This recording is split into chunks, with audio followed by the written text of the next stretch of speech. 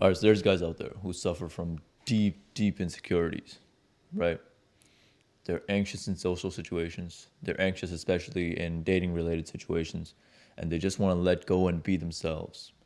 But they don't know themselves. They don't even know what being yourself really means, right?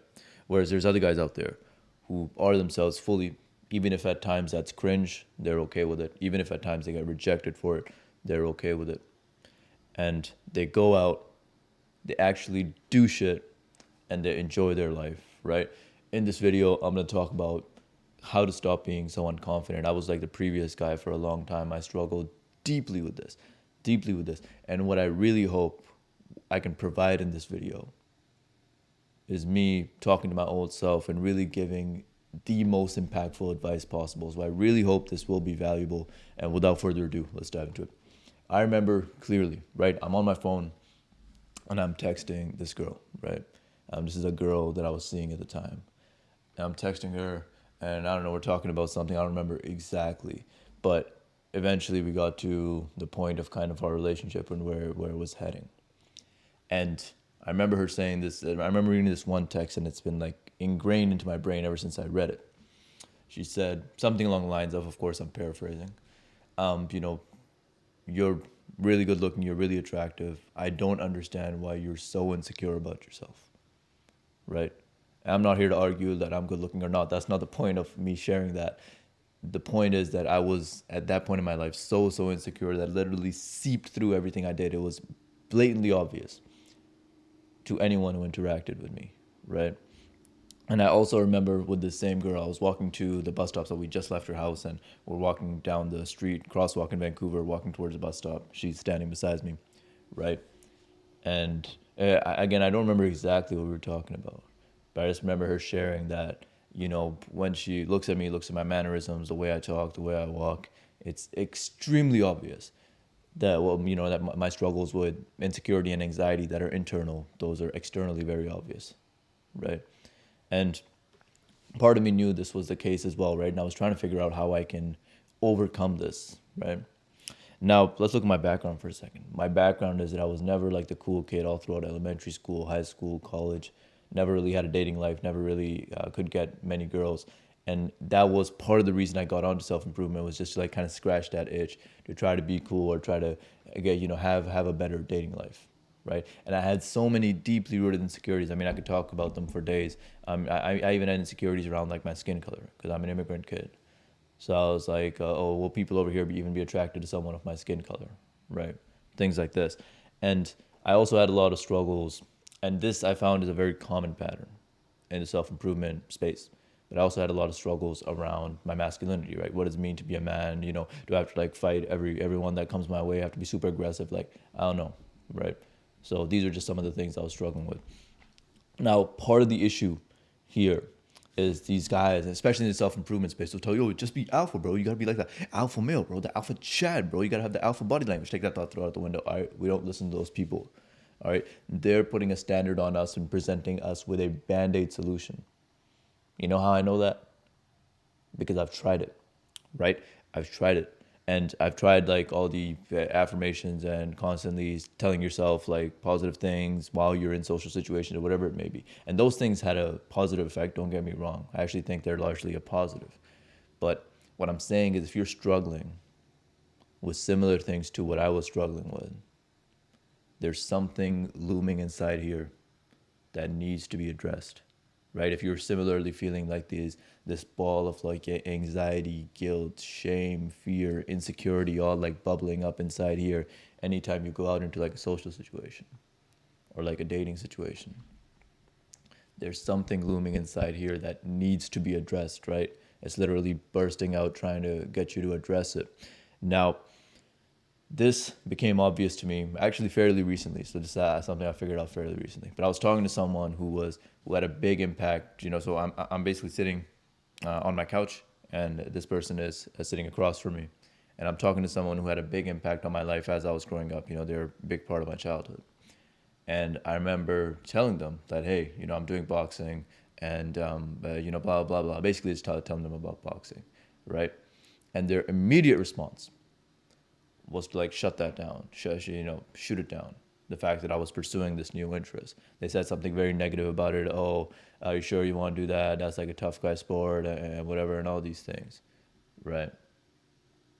And what connected for me, because at this point I've been doing a lot of introspection, I've been meditating, I've been doing all these things, right? And what struck out to me at that time was that voice was actually what goes on in here all the time whenever I try to pursue something new, whether it be like a dating venture or a new interest I want to pick up. You know, that's the voice that goes on in my mind. Or you probably won't be able to do it. You're not good enough to do it, and all this. And I thought that was my voice, but it wasn't. It was their voice, instilled in me through some of the most formative years of my life. And I also want to make it very, very clear: I don't have any anger towards this person, anything like this. But I think it's important to kind of trace those thoughts back and understand this is what I mean when I said there's something looming inside. You gotta really address it, find what the root is. Because when you find what the root is, it was actually a very liberating experience for me. Because now I know, oh, that's not my thought. I don't have to think that way. You know, that person instilled that in me, or whatever. That's bullshit. I'm gonna go do this because I know I can do it. I'm confident I can do it. If I stumble, I fall, whatever. It is what it is. It's part of the process. But the point being, the main point being, I don't have to identify with that anymore, right? Now, another thing I want to say is loving yourself is extremely important. And I'm not going to go too deep into this. I'll just give this one sentence, and I hope this will give you something to think about. If you think loving yourself is cringe, which is definitely what I thought back in the day, if you think loving yourself is cringe, yet you're more than happy to hate yourself and criticize yourself for every little thing, every step of the way, without hesitation, then maybe that's something to think about. Why is that? Why is it that you think this positive, thinking of yourself in a positive light is cringe? Because if you were someone who just thought, okay, I'm neutral. If I'm too negative about myself, that's kind of cringe. If I'm too positive about myself, yeah, that's kind of cringe. Okay, fair enough. But being positive about yourself makes you cringe. But being extremely negative about yourself, you're completely okay with that. It's something to think about, over there, I feel. And okay, the next thing I want to talk about, again, if you're into the self-improvement thing, I got into it for the same reason that I did. Improving your dating life was probably, your dating/social life was probably a big reason you want to do it, right? And look, me back in the day, before I understood the things that I understand now, I would be going out, like say I go out to like a bar or something. I'm like, okay, I'm gonna go talk to some women today. That's hopefully get a few dates, whatever it may be, right? And I go out. I'm sitting at the bar, right? I got my drink, and I wouldn't talk to anyone, right? And I'd just be like trying to make eye contact, and I would just be like sitting there awkwardly. And the main point I'm trying to make here is I just didn't want to go through with that rejection. I had this thought in my mind that I'm a very good-looking guy, and I didn't want that bubble to burst, because guess what happens when you get rejected constantly? That bubble will start to burst, right? If I am really this super good-looking guy, then why am I getting rejected so much? That's the way you may start to think. That's definitely the way I started to think, right? And the point I'm making here: don't walk around in a bubble. It's not gonna help you. This protective layer, right, that you've built around yourself to try to save your ego or whatever it may be, it's just gonna hurt you in the long run, because you're gonna look back. Because I had this experience. That's why I'm sharing it now. You're gonna look back in 2 to 3 years, realizing you've been living in this bubble, which has been great for the ego. It's like kept it real protected, but you haven't made any progress in your dating life or your social life or whatever it is where you were trying to make progress, but you were just so scared of rejection, right? So main point here: just bloody put yourself out there. Seriously, just go out and do it. Yes, you will. Like, if you're anything like the average guy, and I consider myself just the average guy, like, of course, I'm improving myself, so I'm getting better and better. But regardless, I don't want to get into the comparison game anyway. Point being, I consider myself just like most of you watching this video, right? If not all of you watching this video, right? And you will get rejected. Like, there's no way around it. So again, if this is like improving your dating life is what you're going into this for, and you're like, no, I got to get fully confident first, then I'm gonna go. Like, no, part of the process is figuring out what's going on inside all that, and we've talked about that. But part of the process is just going out and doing it. Okay, just going out. Yes, you will get rejected. You may even get rejected a lot, right? It just is what it is. But you're not gonna see improvements until you're willing to come that hump and just go out and do it. And part of the issue here is these creators and stuff online say, "Oh, I never get rejected, bro. Use this one technique to never get rejected. Use this one method." Like, take that thought, throw it out the window. We don't listen to those people. These people are giving you a train of thought that again will not serve you in the long run. They want to sell you like their $2,000, $3,000 course or whatever. You know, I'm telling you the real stuff. You know, you'll get rejected and it's a-okay. Because ultimately it doesn't matter, right? It doesn't matter. What would you rather have, that you approach you approach 100 people, 100 girls, whether girls or guys, that depending on if your goal is dating or social life, I don't know. But point being, you approach 100 people, they all accept you, but they all just kind of like you. Or would you rather you approach 100 people and 99 of them reject you, but that one person just like, you know, they love you, they love everything about you, you know? Because that's what it is. As you put yourself out there, as you put your true personality out there, that's what will tend to happen. Not everyone will like your true personality, of course, because it's polarizing. But some will fall in love with it, and you have amazing relationships with those people, right? I just want to end this video off by saying, hey, be kind to yourself throughout this process. This is not an easy process whatsoever, right? As I've gone through this journey of figuring myself out, there's been a lot of pain points in the middle. And I'm going through some of those pain points right now as well, right? One recent example I can give to maybe drive the point home is, as I put myself out there more on the dating side, I was on Tinder. I want to say this is a month ago, maybe 2 months ago. I don't remember exactly, but I was on Tinder, right? Swiping. I see this cute girl. We match. We agree to meet. And I actually put in a good amount of effort on this date. Usually I just meet at a coffee shop, but I was like, hey, let's meet at this game cafe, right? Because I wanted to do it, honestly. I always wanted to check it out. And I knew she was into board games, so it's kind of a win-win. So we go there. I thought we had a good time, right? We go back. I walk her to her car, and I ask her, hey, do you want to do it again? And then she was like, yeah, 100%, I want to do it again. And I was like, cool. And then I kissed her, and then we talked about when we'd potentially do it. And then I went back home. And by the time I got home, it was like maybe 30, 40 minutes.